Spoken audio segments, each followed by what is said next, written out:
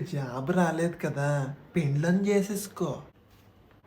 ఆ, వాళ్ళు ఇచ్చే ఇంత కట్నం ఉంటుందే, దాన్ని తీసుకెళ్ళి బ్యాంకులో ఎఫ్డి పెట్టామనుకో, నీకు నెల నెల ₹1,00,000 వచ్చేస్తుంది.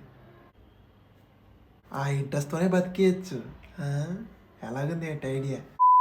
నువ్వు బిజినెస్ చేసి ఫుల్ పైసలు. ఇన్వెస్ట్మెంట్ ఎట్లా?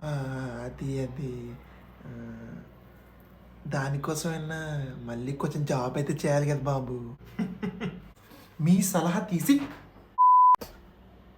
హే, you have nice talent maybe you can acting in movies. ఆహా, అవునా? అంటే లైక్ నువ్వు చూడడానికి బాగున్నావు, యూ లుక్ గుడ్, నువ్వు డైరెక్టర్ అయిపో. వావ్, నన్ను మూవీలో పెట్టుకుంటారా? ఆ, అది అంటే నా ఉద్దేశం అది కాదు. అలే ఒరేయ్, ఇంకా జాబ్ రాలేదా? జాబ్ ఎత్తుక్కోవాలంటే నీకు పిల్లని కూడా ఇవ్వరు. ఓహో, అవునా? అంటే పిల్ల కోసం జాబ్ చేయాలి కానీ నా కోసం జాబ్ చేయొద్దు. అంటే అది అది అది కాదనుకో. మరి మా మనశ్శాంతి కోసం మిమ్మల్ని ఏం చేయాలి?